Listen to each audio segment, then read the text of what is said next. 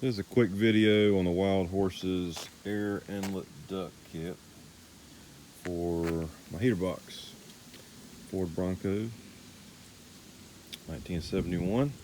This is the old inlet duct here, and it used to have a square connection there to a round connection. This goes to the passenger side fender,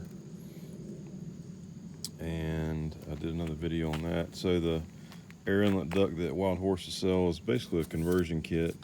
You get your gasket, you get a new plate, and you get a new duct. And this old one here is just toast. It's got some holes in it, and 50 years old.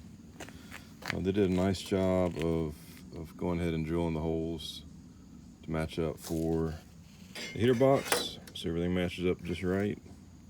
Nice heavy duty hose here. Looks to be about a 6-inch hose. Comes with some clamps.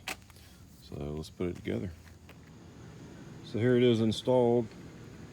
Went together perfectly. The holes lined up. Nice quality rubber hose here, and hose clamps a little long, but that's easy to trim. So overall, good quality stuff. One thing that I think Wild Horses does really well is they give you really good instructions, and they did the same thing here.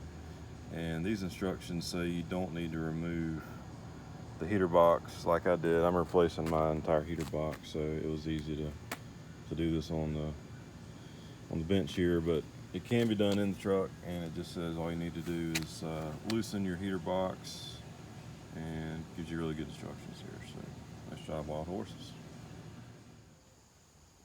So I always have to find something here that can be improved. So one thing with the kit is where the round pipe is welded to the square flange right here. There, it's spot welded, and that's like structurally that's great, but the problem is you got a gap here, and you can actually see daylight through there. Kind of hard to see.